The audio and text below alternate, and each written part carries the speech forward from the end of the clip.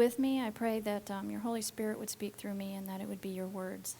I pray for all the people that are interested in this, that it would be a blessing, and I pray that the knowledge would be able to spread and that we can become more independent in the days that are to come. In Jesus' name, amen. Okay. Are we coming up here? There we go. All right. So I live way up in the north with lots of snow, and I started thinking, how in the world can I grow in this snow? Because I was tired of putting away all of my gardening stuff around September. We have frost in September like 6 or 5. And so I started doing research, and I came across Elliot Coleman. I started Googling winter gardening, how to grow in the snow. And I found his books. You can look at them over there. And his motto is unheated, uninsulated, unbelievable. And I said, really? Unheated, uninsulated? Because usually when you have a greenhouse, you have to insulate it heavily, you have to heat it. Okay, so when you don't have electricity, if you live off the grid, or when the days to come you can't pay for electricity, I'm thinking, how can this be done? So he doesn't heat his greenhouses. So I started looking into his information, and I thought, well, this is possible. This is totally possible. So that's what started me on this whole entire journey. If you could just keep the slides up there, I'm going to refer to them a lot instead of on me. That would be great. So I've been doing the winter gardening for 6 years now. So that's our hoop house. It's not fancy, okay? So you can see I'm going to show you how to build one, though, okay? And I just took that because I thought it was a neat picture. So in order to have a winter garden, you have to know 3 things. There's 3 things that you need to keep in mind. Number 1, grow the right things. You need to be growing cold, hardy crops. People say, oh, I tried and nothing grew. Well, what did you grow? This and this. Well, so how do you know? Well, if you're looking through a catalog, it will actually say cold hardy on it, or it'll actually say winter on it, or it'll have a symbol of a snowflake. So you will know what to grow, okay? Number 2 is you need to do succession planting, which means you're going to plant every 2 or 3 weeks or 10 days, depending on how much space you have. And the other thing to keep in mind, when you're growing in the wintertime, because there's not as much light, it's the light, not the heat that the plants need, okay? So much it's the light. The time that you put it in the ground to the time that you eat it triples. So if you want to eat turnips, and the turnips say 50 days on them, multiply that by 3, and it's 150 days. So if you want to eat a turnip in December, you have to go back 150 days, and that's when you put the seed in the ground. It's incredible. But this is just kind of the rule, the principle that you need to go by. I didn't actually look at every seed packet and count back that many days because I don't have the space, and I wasn't doing that much variety, so I just kind of went back as a general. I just took how many days, and I went back to July. So I have been starting in July, first week of July. So what I'm going to do next week, or this week, because it's Sunday, as soon as I get home, I'm going to plant my winter garden. It sounds crazy, but you have to do that. I will do a planting in every 2 weeks, okay, till October, and I will go over that. And then the next thing you need to know is that you have to have some type of protection. So you need to have plastic, greenhouse plastic, and get the good 6 mil. Don't go to the Home Depot and get the cheap 4 mil stuff. It will ruin after 1 season, and you're wasted all your money. So get the good stuff, and then get Agribon 19 fabric is what it's called. And I don't have it, but I can show it to you. It's over there. All right? Yeah, Agribon. I will go over this again. But these are the 3 things that you have to know in order to grow in the wintertime. Okay? So it's pretty exciting. Really, this is a miracle, okay? God shared this information with me, and I can teach people because we need to know that we can grow food year-round, all the time. You need to be able to provide for your children, for your family, okay? Fresh, healthy food. So here is a list of all the things that you can grow. Now, this presentation is online.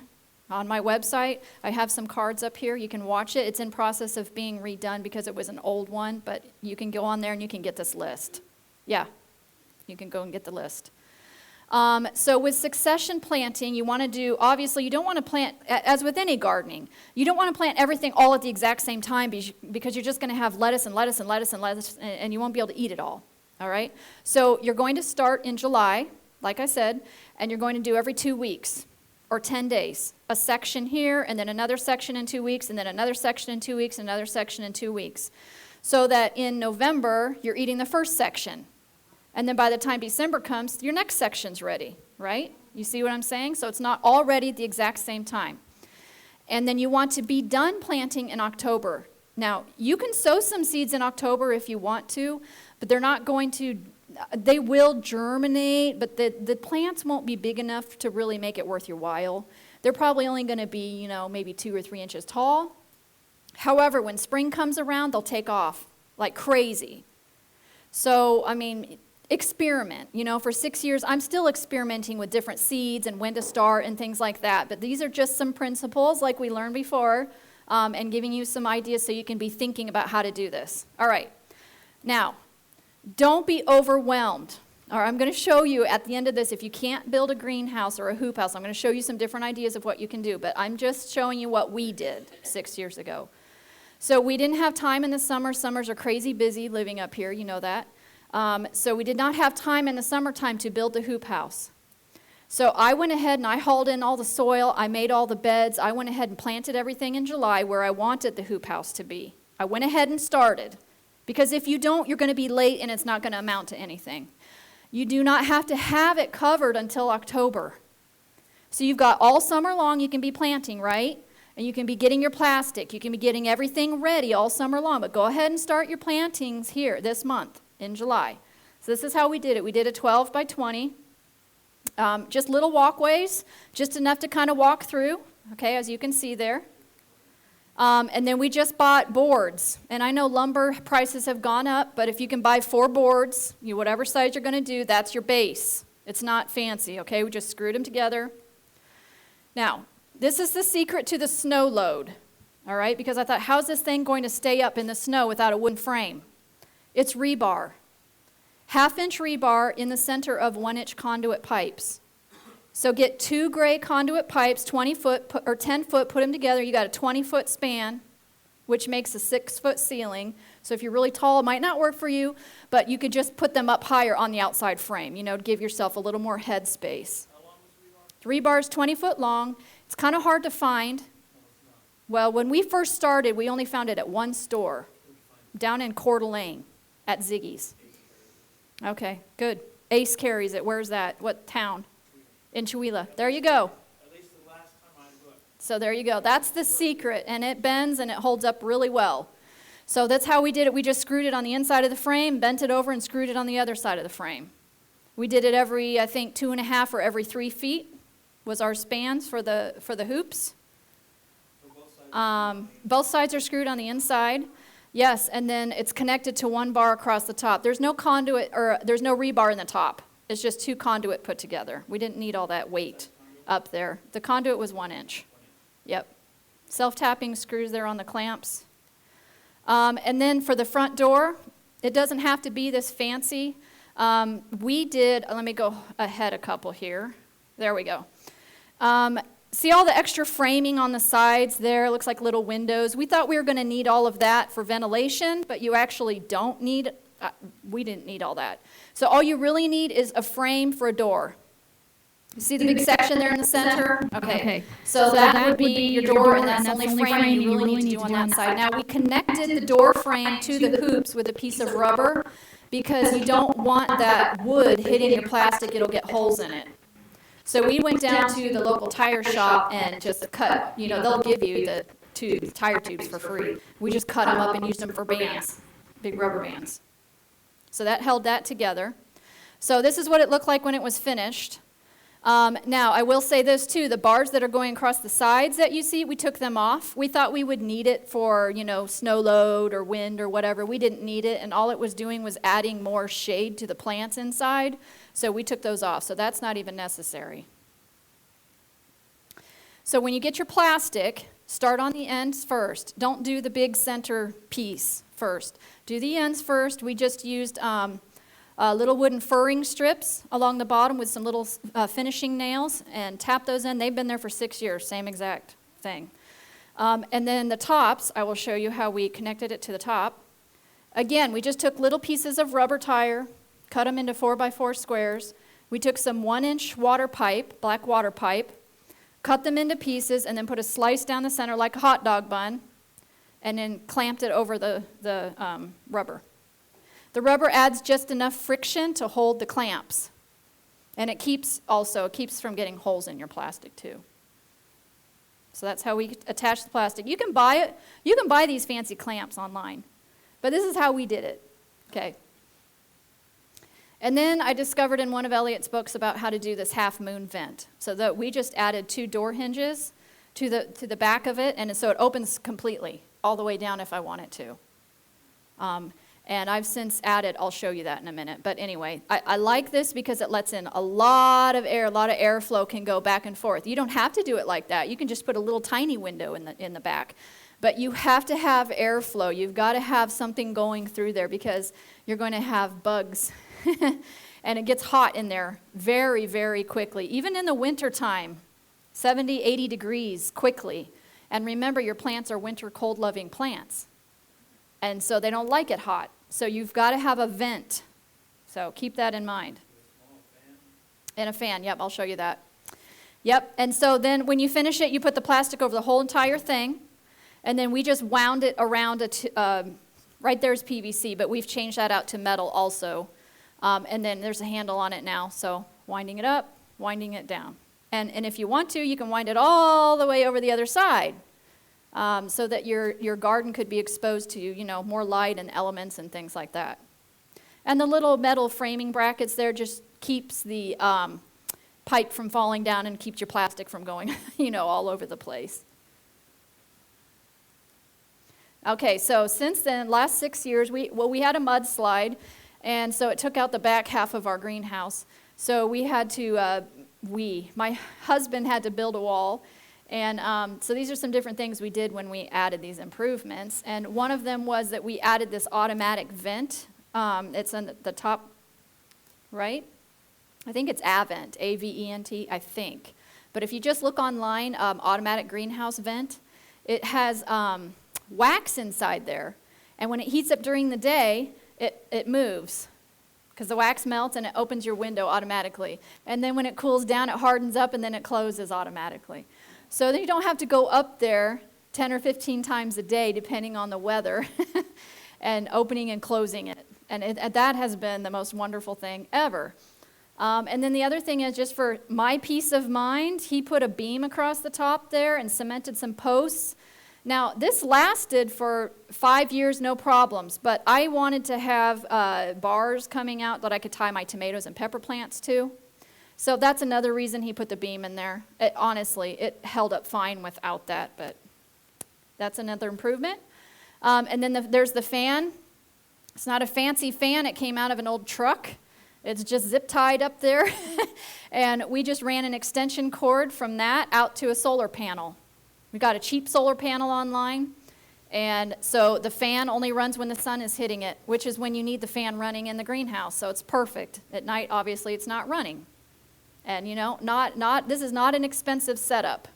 This is very simple, very budget friendly how we did this, okay? Now, if you're in an area with a lot of wind, you can put strings over it. It's hard to see, but that bottom picture there on the left, we ran a string from side to side, back and forth like your shoelaces, okay? And then came back the other way opposite, just like shoelaces, and that has held it on just fine. What was that? No, for the plastic. It's holding the plastic on the hoop house. Parachute cord, thank you. Yes, and then if you could put a watering system in there, that would be, an improvement too. I hand water. I did try the PVC watering system, but it just sprayed all over my pathway, and it was a waste of time. So I hand water now. All right. So I think I mentioned this before, but you need to have the plastic over top of your plants before it starts freezing outside. It's going to be different for everybody, depending on where you are. For me, it's usually October. The plants, your garden is dead. I mean, you can see the picture there. That's October. There's nothing there, okay? So make sure you've got the plastic over the whole entire thing by October. Now, by adding that one layer of plastic, you've now tricked your plants into thinking that they're a zone and a half further south. So if you're in a zone 5, they now believe they're in a zone 6.5 just by that one layer of plastic. Okay? Now, this is the best part. You don't have to water. Okay, in the wintertime, the water tables are so high, there's so much moisture under the covers, which I'll show you. In the last 6 years, I've only watered one time. And it was really warm in there that day, and I just happened to look, I'm like, oh, those kind of look like they're a little bit dry, so I'll go ahead and water them. But as a rule of thumb, you don't need to water anymore, okay? And in November, usually, is when you're going to add the row covers on the inside. And let me show you what they look like, and then I'll come back to this. Okay, this is what they're going to look like. This is the next secret right here. This is the gardening fabric. This is the Agrabon, or AG, A-G, 19 fabric. Okay? And I'll go back here. I'll go back. It's number 9 wire that you need to get to make wickets. They're called wickets. Okay, you can get it at any hardware store. It comes in a spool. And you make the legs. Okay, it goes over your bed like this, and the legs go down in the ground. And it needs to be 12 inches above the soil. Not above the plant, but above the soil. Because that leaves enough room for the covers to somewhat, droop a little bit without damaging your plants. And we tried every 4 feet, but that was too much span. It didn't work, so 3 feet. Put the wickets in every 3 feet. And then you want to cover it by the time it starts freezing on the inside of your greenhouse. Usually November sometime. So this is your second row of cover of protection. Now you have tricked your plants into thinking they're another 1.5 zones south. So now they think they're in a zone 8. Isn't that incredible? Just by these 2 things, just by some plastic and some fabric, you've gone from a zone 5 to a zone 8. Can you pass that back there? All right. And the fabric's not expensive, $15, $20, and it'll last you for years. And you just cut it to whatever size you want. And let me mention, too, that this fabric, make sure you get the AG19. People always ask me, why don't you put a thicker fabric on, your plants will be warmer?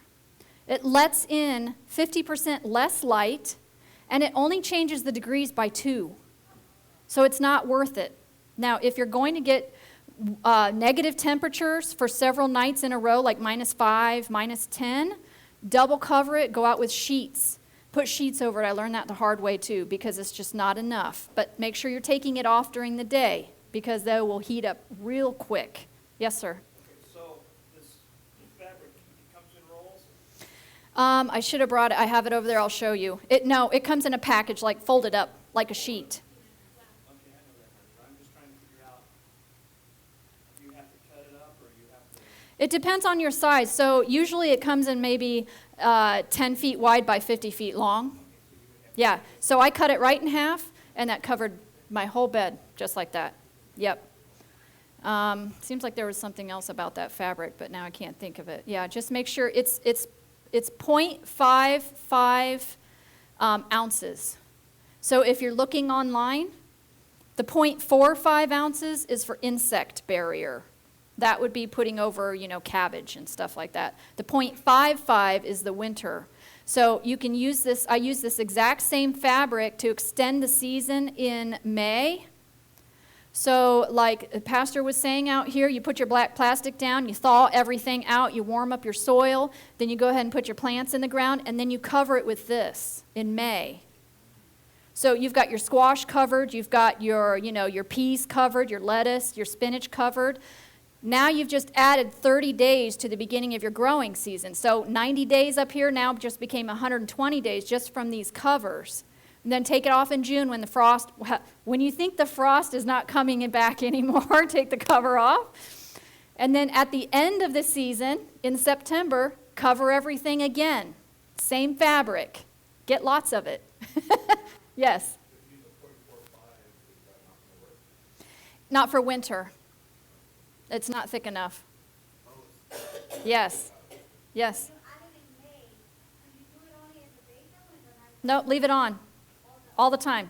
Leave it on until you don't think there's going to be any more frost. In fact, I just uncovered all of my squash plants before I came.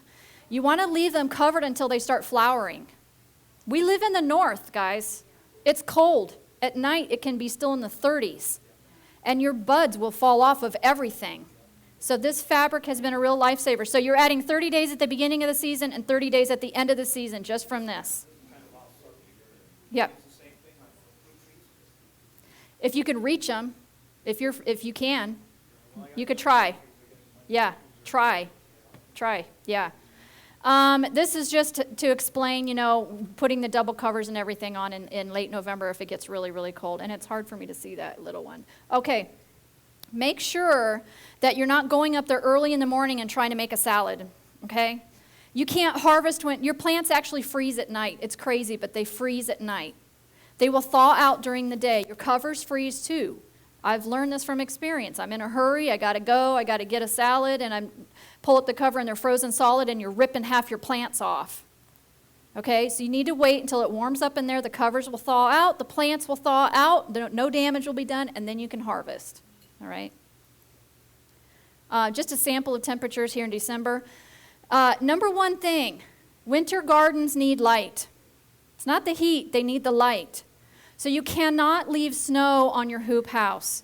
You cannot leave snow piled up in front of your hoop house because the sun, any kind of light is just barely creeping across maybe the tops of your trees, and hopefully you're facing south. And anything that's piled up here, your plants are down here. So snow blow it away or shovel it away. Just make sure you keep the snow off. No. Artificial light, you probably could. But don't start depending on things like that because we all know we're not going to have it in the future. This is just a sample of temperatures. Under the fabric, 70 degrees when it's 28 outside. It's incredible. Yeah. So if you cannot build a hoop house, what can you do? These are just some ideas. I always like to throw these in here. This is something easy. This is like the newest fad, I think, on YouTube. Everybody's making these cattle panel hoop houses. Simple. Just bend them. You can put 3 or 4 of them in a line and do a long, 30, 40 foot one if you want to do it that way. I will say, though, that the more that you have over top, like with all the metal pieces and stuff, the more shade you're going to have. So do keep that in mind. But this is a way to improvise. Anybody could do that, right? A kid could build that right there. In fact, a kid built this. A 10-year-old kid built this for Mother's Day. So this was a pallet. You can see the doorway. This is a pallet he cut in half and made a doorway. The hoops are literally just stuck on some rebar that are just banged into the ground, okay? And then we just threw some plastic over it. And I think we used maybe some type of clips from the hardware store or something like that. I tell you what, I got more cucumbers out of that than I've gotten out of my big one. So it can be done. These are the coolest ideas right here, I think. This is affordable for everyone, okay? So take your south-facing wall of your house, get some straw bales, stick them there, make yourself a little frame, go down to the, what do you call those stores where you can get the building supplies? The Restore, yeah, Habitat for Humanity. You can get glass doors and windows for $5, $10. Yeah, I mean, that's not going to cost you anything. So make sure, though, again, that you're keeping the snow off of it because they need the light. But I will tell you, if your plants are under glass, they will get hot very, very, very quickly. So you're going to have to go out and open it and vent it. Okay? And don't forget to close it at night or you'll lose everything. But again, same principle. You can put your fabric inside there, too, for your second layer. All right? So what I like to do, because people always ask me, do you just use your greenhouse just for winter? And I used to, because I didn't know how to figure all this out. But I have since figured out how to do this to use it for every year or every month of the year. So we're starting in July because we're in July. Normally when I teach this class, I start in January, but it doesn't always make sense to everybody. So in July, right now, you're going to do your first planting. And the rest, I have one bed that's the closest to the south facing that I use for winter. The rest of the greenhouse is all for my summer stuff. Okay? I leave it for that. So right now, the rest of the greenhouse all has, to me, I got peppers in there like this already, and I've got huge tomatoes in there. I grow sweet potatoes in there. I've done okra. I do eggplant. And that's all in the other section, okay? Now, in August, What are you doing in August? You're doing 2 more winter plantings in that same exact bed, and the rest of your greenhouse, you've already gotten that planted and you're just harvesting it. Okay? Now, don't take tomato plants and think that you're just going to be able to get tomatoes off of them if you just stick them outside in the cold. I've tried it. It didn't work. Maybe we are just colder than everyone else. If you want tomatoes, if you want peppers, if you want eggplant, if you want all this stuff, you have to protect them. Because under 40, the flowers fall off and there goes all of your work in one night. It's just not worth it. You work so hard, to get food. This is just a sample of things that are growing there in September. Again, a couple more plantings, unless you're doing every 10 days, And then October, you'll do your final. Now, these are all winter, okay? All these pictures here that I'm showing you, these are all winter plants. The Hakirii turnips, if you've never tried those winter turnips, they're very sweet. You can just eat them like an apple. They're very good and they grow very quickly, and you can eat the tops of them too, the greens. And December, I tell you what, to be able to go out there into your own little personal, I call it my Garden of Eden, in the wintertime is a miracle. It really, truly is a miracle. So in January, it's coming up here, guys, sooner than you think. Start planning, okay? Go online. I can go back if some of you just coming in, if you want to get a photo of all the things you can plant, you can take a picture of it off my computer. In January is when you're going to start your seeds. I know it's crazy, but you have to do it here, okay? We're not down south. So this is a picture of the winter garden in January, this last January, and what it looks like. I just do the 1 row because that's enough for us of greens. Now the picture to your right in the top there is celery on the right, or on the left hand of that bed is celery, and on the right hand side of that bed is all carrots. So what I do, carrots and tomatoes love each other, okay? So that whole center bed is nothing but tomatoes and carrots. So about every 2 weeks I do a row of carrots underneath the tomatoes. And then all winter long, I just go up there when I need carrots and I pull them out. Now, I know people that plant their carrots outside and they go out and plant and pull them up all winter. That's fine. But you got to remove the snow. And sorry. But you know what I mean? In here, you just walk in there and you just, here's my food, whatever. If you have a root cellar, do it that way, whatever works for you. And the celery, I actually dug up from the garden probably in September before it frosted, I believe, and I transplanted it in there. And it made it through the winter. So now I know. See, every year I try something different just to see what works. And I did cover it. I kept a cover over all of that stuff all winter long. So now you've got celery year-round. You've got carrots year-round. You've got all of your herbs, like parsley does great in the wintertime. It reseeds itself too. You've got that. You should already have planted potatoes in your garden. What else? Onions. You've got onions. I've got onion seeds up here, winter onions. They don't sell them anymore, so I've been collecting them and saving them. And you can make yourself a pretty nice pot of soup, don't you think? Yeah. And a salad. It's amazing. It is. It's really amazing. So that's January. You start sowing seeds in your house. What do you start? These things right here. Okay? All of your herbs. You start celery because it takes forever to germinate and grow. Lettuce plants, spinach plants, and sweet potatoes. Actually, you should start earlier than that. I'll explain that. Has anybody grown sweet potatoes? Good. Do you know how to do your own slips? Okay, so buy a sweet potato around Thanksgiving or Christmas time. I used to just put it in a jar of water and it would rot. I don't recommend that anymore. Bury it halfway in the dirt, in a little pot of dirt. Water it once in a while and it'll start growing greens. Okay? Once they stalks start getting about 6-8 inches tall, break them off and put them in a jar of water and they will grow roots. That's your plant. That's a slip. Add some sand to it. That's true. They like that, the sand. Add some sand to the dirt. And so then you take those slips and that's what you actually plant.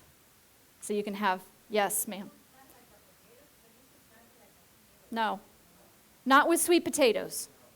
Regular potatoes, yes, you just plant them in the ground. Sweet potatoes, you have to get the slip. That's the plant. I can explain it more later. This is part of a 2.5-hour seminar that I normally do. So if you go online, you can watch the whole entire thing. But I wanted to give you all at least some idea of how to get started with this. Okay, and just another sample of what's growing in the greenhouse in February. We've got lots of snow still in February, don't we, around here? Okay, so you know you can't get in the garden yet. You can't do anything yet. So in your home, you're going to start planting eggplant, peppers, and tomatoes in February. People ask me too, do you have to put them on heating mats? Do you have to get grow lights? And you know, they start getting anxious because there's dollar signs, you know, everything's adding up. No, okay? We don't have electricity. We don't use any of that stuff. I have a sunny window and I have a dresser in my bedroom. What I do is I get little tofu tubs. My son drills a hole in them. I put some potting soil in there, and I throw the seeds in. And I put it on a cookie tray. That's how I grow everything. That's how I start I don't buy any plants. I never buy plants unless there's a specific flower that I want for some purpose. But I grow everything from seed, okay? So what you do, and this is part of the other seminar, I'm giving you a little bit, maybe too much, but once they start to get tall enough, when they get their second set of true leaves on them, then you can transplant it into a bigger pot. And then when they get too tall, it's falling over, put it in a bigger pot. So that by the time you put it outside in your garden, your plants should be about like this tall. Because we're in the north. You can't put a tomato seed in your garden and expect to eat a tomato this year. I'm so sorry to break the bad news to you. And yes. So we did all that when we went to your online one. Okay. And the plants got about this big, they all fell over. We spent 2 Sundays and we didn't get them. Oh man, talk to me afterwards. I might be able to help you. I've got to be done because there's other people coming in. That's okay. I want to help you though. In February, remove the covers. I was going to say, sometimes the plants will stretch.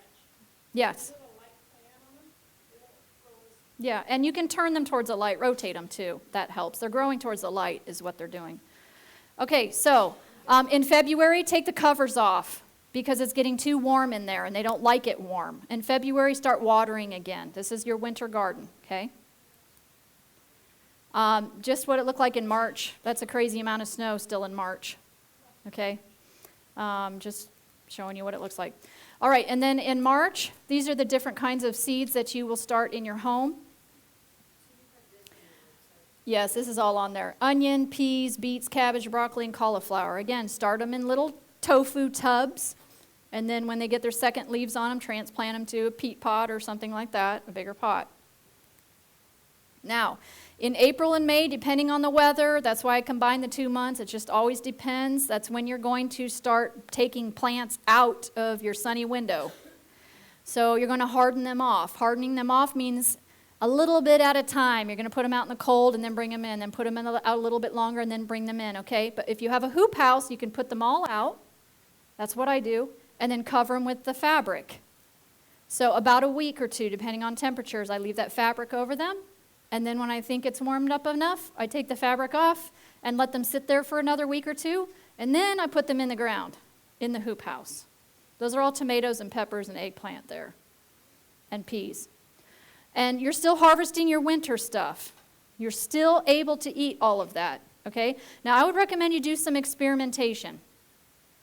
Take some lettuce seeds and some spinach seeds, because they like it cold anyway, and put them in your hoop house in different places. Like January, try some. February, try some. Take some notes and see. Come April, maybe even March, when those long sunny days start returning, they'll start coming up, okay? And you're going to have a spring garden in there way before you can get outside, because your winter plants are going to be done for. Sorry, what was that, spinach and what? Lettuce, spinach, lettuce, peas. Those are peas. Oh, those are peas that you see growing at the top right in pots that I started in the sunny window and put them out. So I was eating snap peas, I don't know, April. And also, it should be green enough. It should be warm enough now in your hoop house that you can start seeds out there in May.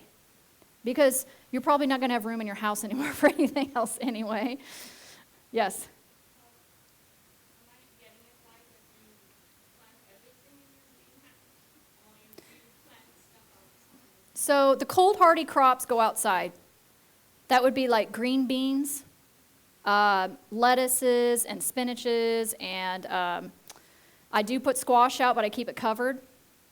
Yeah. Tomatoes, peppers, eggplant, sweet potatoes all go inside. Yep, they go inside. No. No. I've tried it. It just doesn't work for me. It's just too cold. If you're not in a zone 5 and you're in a warmer zone, you can do it outside. Okay, I'm just telling you how I have to do it. So this is April. Yeah, it's hard to see that little print on there. So in April, like I said, is when you can start your seeds in pots in the greenhouse. And that would be stuff like beans and corn.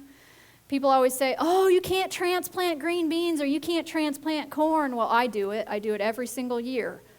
Just get a flat, fill it with dirt, put some holes in each one, put your green bean seeds in there, put your corn in there. This is in your hoop house, okay? Not in your bedroom window.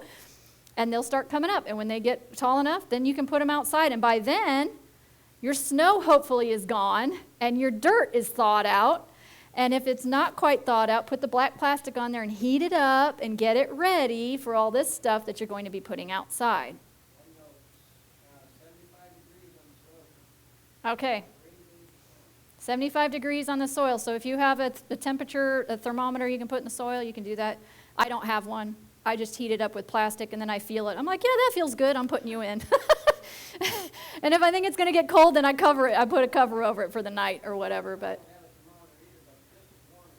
yes, they do. Yeah, because it'll shock the plants. Yes, that is very true. And another reason I like to do it like that is because that way, if you're just sowing, I've done green beans sowed direct sow, but you know how some of them don't come up and then you've got all these empty spots. And yeah, so that's why I do it this way, so I know that they're all going to be coming up. Okay, so in June and July, your winter garden is done for. Okay, it doesn't like it hot, it's gone to seed. You need to start cleaning it out and you need to start saving the seeds. The picture at the bottom left there is the onion, the top of the onion bulb. So those are the white winter bunching onions that they don't sell anymore. I have a few up here, so I'll share with you. Start saving your seeds. I usually recommend one plant, usually is enough seed. That's just a picture of more plants. I'm saving seeds there in June. And what's going on in there in June? These are old pictures. I might have this big purple pepper in there right now. It's really cool. I can't wait to try that one. All right. People always ask me this question, are the plants actually growing or are they just staying alive? So I went back and looked at all of my photos, and this is the same 6-month span over a 2-year growing season here. So you can see the picture at the top left is the same bed, same year as the top right. 6 months, that's the winter. So are they growing? They are, isn't it amazing? The 2 bottom pictures, same year, same bed, same angle. Isn't that crazy? And that's through November, December, January, and February. So they are growing, but remember, it takes triple the amount of time. Okay, now, the lumber, don't even look at the cost of lumber, but people used to always ask me this question, so I threw this up here 6 years ago. That's what it cost us at that time. The greenhouse plastic is still around $200. The fabric is still around $15, $20, just depending on how much you get. Okay, seeds haven't changed too much, and the rebar and all that. So that gives you an idea anyway. And then you can go to the website here, you can watch this again. Let me go back to the beginning where some of you were asking, oh, Dan, I'm sorry. Can you put that back up? No, it's my fault because I ended it. I just want to go back to the screen where all the plants are. You can take a picture of what you can plant. And then I can take a few questions before they start the next one. I promised that I would be done at 2 or before.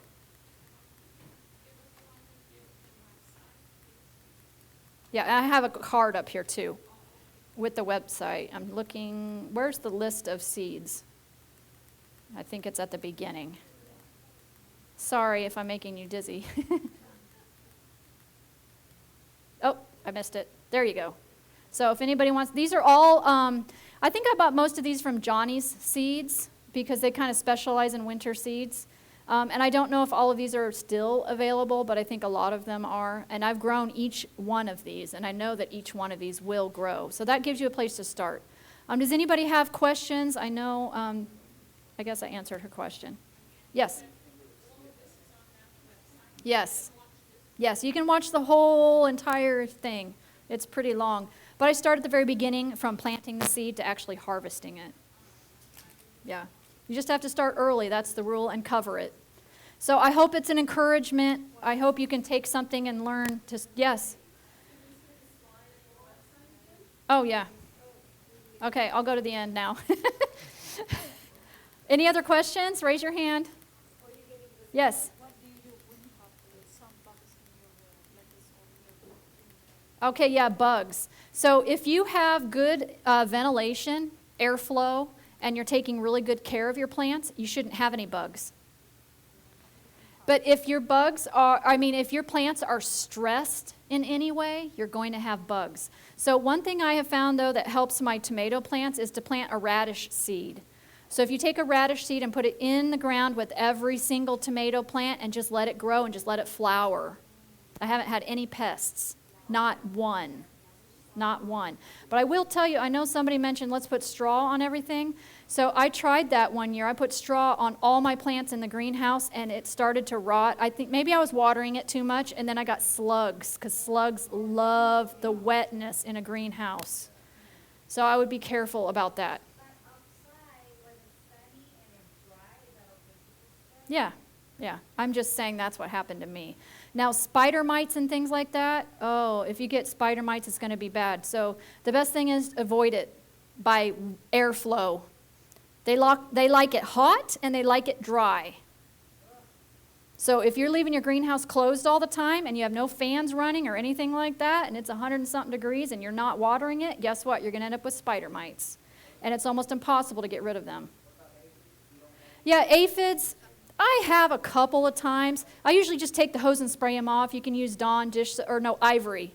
Ivory dish soap mixed with water in a spray bottle. You can use garlic. I've used cayenne, but it clogs up my sprayer, so I don't like to use cayenne.